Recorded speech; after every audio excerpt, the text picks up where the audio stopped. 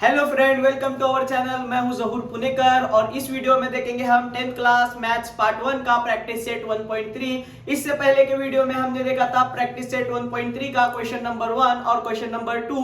अब इस वीडियो में देखेंगे हम प्रैक्टिस सेट 1.3 का क्वेश्चन नंबर 3, क्वेश्चन नंबर 4 और क्वेश्चन नंबर 5। मैंने आपको पिछले वीडियो में बताया था कि ये 1.3 जो प्रैक्टिस सेट है ये पूरा डिपेंड है क्रैमर के रूल पर। हमने देखा था बेसिक क्वेश्चंस भी देखे थे, क्रैमर का रूल होता क्या है, क्रैमर के रूल को कैसे सॉल्व करते हैं।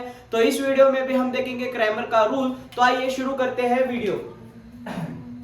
ठीक है, ये है हमारा क्वेश्चन। यहाँ पे हमारे को दो इक्वेशन दिया हुआ है, यहाँ हमें दो इक्वेशन दिया हुआ है, दो मसावात हमें दिया हुआ है। मैं आपको और एक बार बता दूं कि ये वीडियो इंग्लिश मीडियम के बच्चों के साथ साथ उर्दू मीडियम के बच्चों के लिए भी होने वाला है। ठीक है, तो ये है हमारा क्वेश्चन नंबर 3। सब में पहली चीज हमें करना क्या है, बिल्कुल ये है हमारी equation 2x + 2y x + 2y = -1, 2x - 3y = 12। अभी हमें इसमें से कोई भी मैच करना है क्या? नहीं, बिल्कुल नहीं। हमें पहले से a b c इसके अंदर से a b c निकालना है। जी हाँ, बिल्कुल। जो x के साथ रहता है उसे कहते हैं a1। हमारा a1 है, फिर b1 और c1। यहां से हमें निकालना है a2, b2 और c2। ठीक है, और C2। अभी देखिए यहाँ पे हमारे पास यहाँ पे सिर्फ x है, x के साथ हमारे पास कोई कुछ तो वैल्यू है क्या?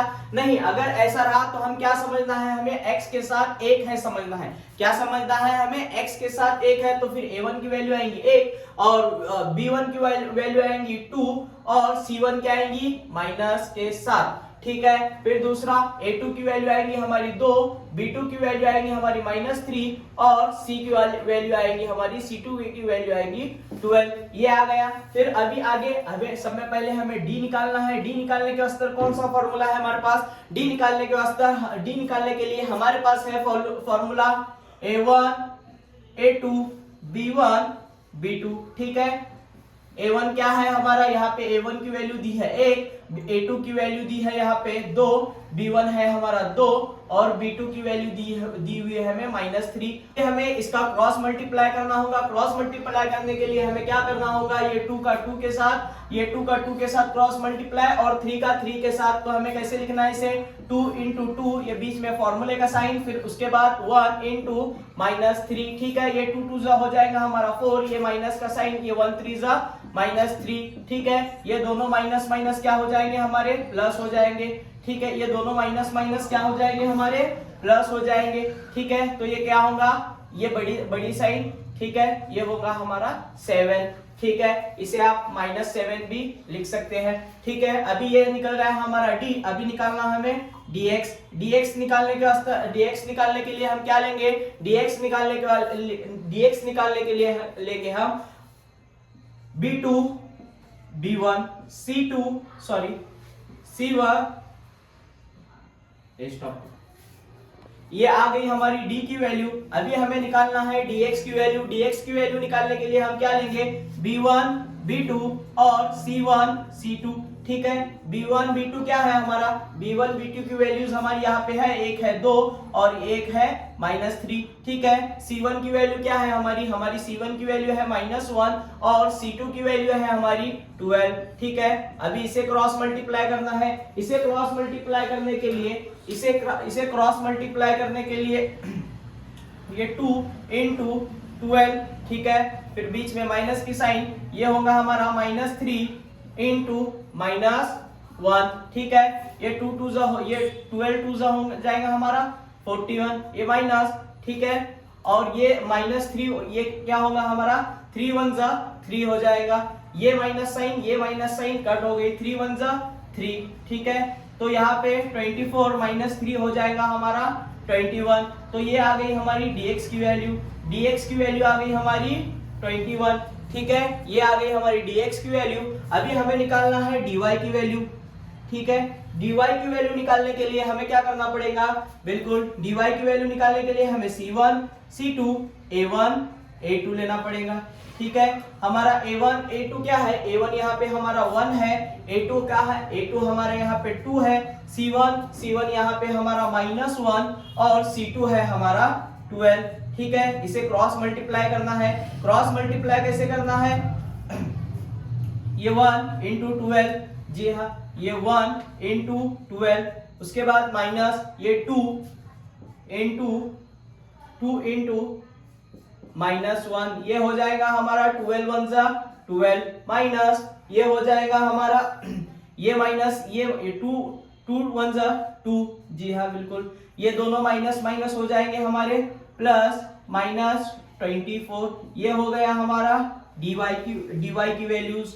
ठीक है, तो ये आ गई हमारी dy की वैल्यू। अभी हमें क्या निकालना है, अभी हमें x और y की वैल्यूज निकालना है। मैंने आपको पहले भी बताया था कि हमें जो है ना इक्वेशंस में सिर्फ x और y की वैल्यूज निकालना है। ठीक है, x और y की वैल्यू निकालने के लिए x बटे d, ठीक है, dx कितना है हमारा, जी हाँ यहाँ पे हमने निकाला है, dx कहाँ है, dx है हमारा 21, और d कौन सा है हमारा, d है -7, 7 1 जा 7, 7 3 जा 21, तो d की तो x की वैल्यू क्या आ चुकी है हमारी x की वैल्यू है 3।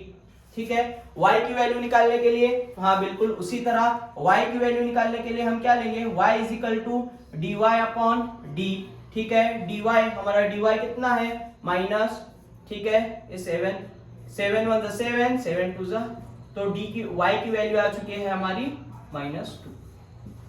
ठीक है, तो ये हो गया। फिर अभी हम करेंगे हमारा क्वेश्चन नंबर 4। क्वेश्चन नंबर 4 भी बिल्कुल उसी तरह है। यहाँ पे हमें x और y दिया था और यहाँ पर हमारे पास वेरिएबल है m और n। ठीक है, इसे भी बिल्कुल उसी तरह से सॉल्व करेंगे। पहले हमें क्या निकालना है, a1, फिर उसके बाद b1, फिर उसके बाद c1। ठीक है, फिर यहाँ से हमें क्या निकालना है, a2, फिर उसके बाद b2, फिर उसके बाद c2। ठीक है, a1 क्या होगा हमारा, जी हाँ पहले m के साथ जो वेरिएबल है वो, और b1 क्या होगा, बिल्कुल b1 भी होगा हमारा 6, और c1 क्या होगा हमारा, c1 होगा हमारा 54, और a2 क्या होगा हमारा, a2 होगा 3, और b2 क्या होगा हमारा, b2 होगा 3, और c2 होगा हमारा 28। ठीक है, इसी के साथ फिर आगे कैसे करेंगे, आगे करने के लिए हमें सब में पहली चीज, आगे करने के लिए क्या करना पड़ेगा, हमें सब में पहली चीज d निकालना है। d के लिए हम फॉर्मूला लेंगे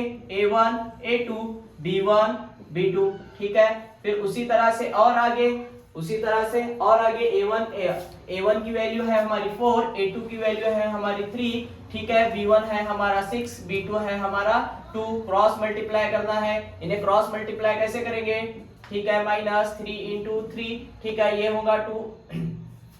ठीक है, तो ये होगा हमारा 2 4 जा 8 -6 3 जा कितना होगा हमारा, 6 3 जा कितना होगा हमारा 18। ठीक है, ये 18 माइनस कितना हुआ हमारे पास, यहाँ से कितना बचा फिर, जी हाँ रिमेनिंग 10। तो ये हो गया हमारा d की वैल्यू निकल चुकी है हमारी 10।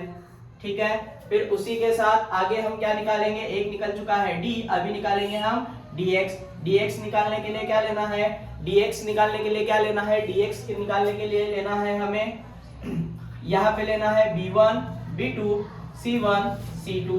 ठीक है, b1 क्या है हमारा, b1 यहाँ पे हमें क्या दिया है, b1 दिया है हमारा 6, और b2 क्या दिया है हमें, b2 दिया है 2। ठीक है, c1 क्या दिया है हमारा, c1 है 54, और c2 दिया है हमारा 28 यानी 28। ठीक है, उसी के बाद आगे कैसे करेंगे, 6 × 20 बीच में माइनस। ठीक है, 2 × 54।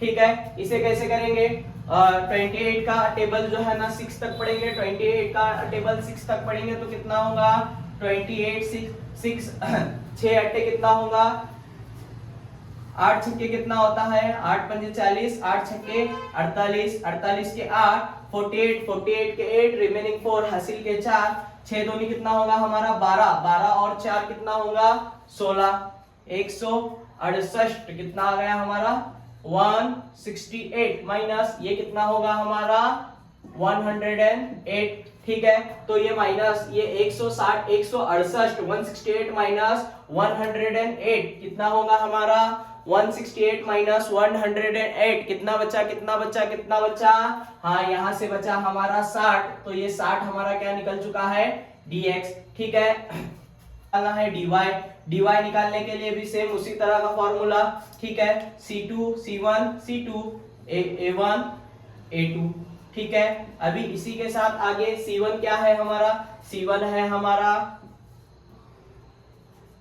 54 और c2 क्या है हमारा, c2 है हमारा 28, ठीक है। उसी के साथ a1 क्या है हमारा, यहाँ पे a1 दिया है 4 और a2 क्या है हमारा, a2 दिया हुआ है 3। क्रॉस मल्टीप्लाई करना है, क्रॉस मल्टीप्लाई करना है, क्रॉस मल्टीप्लाई करने के बाद हाँ ये 54 इंटू 3 माइनस, ठीक है, ये 28 इंटू 3, ठीक है। ये कितना होगा, ये कितना होगा 150 प्लस 12 कितना होगा 62। फिर उसके बाद हाँ 28 इंटू 3 कितना होगा, कितना होगा 28 इंटू आता है 4, ठीक है।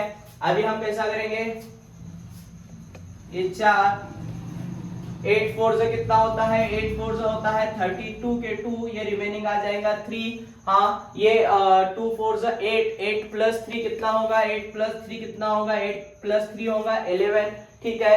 ये 1 1 2 दोनों को अगर माइनस करेंगे तो कितना आएगा, कितना आएगा 162 में से 112 चला गया, कितना बचेगा 50, कितना बचेगा 50। तो हमारा dy कितना निकला है हमारा 50, ठीक है। अभी हमें क्या निकालना है, अभी हमें x और y की वैल्यूज निकालना है।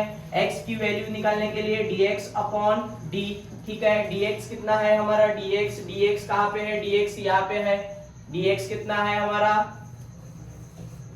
ठीक है। हमारे को dx कितना दिया है यहाँ पे, dx है हमारा 60, dx है हमारा 60 अपॉन d कितना है हमारा, d है हमारा 10 10 1 10 6 60, ठीक है। तो हमारा x की वैल्यू आ चुकी है 6 और y की वैल्यू निकालने के लिए फॉर्मूला क्या है, dy अपॉन d, ठीक है। dy कौन सा है हमारा, dy है हमारा 50 अपॉन d कितना है हमारा, d है हमारा 10 10 1 10 10 5 50, ठीक है। तो y की वैल्यू आ चुकी है हमारी 5। Thank you so much dear student.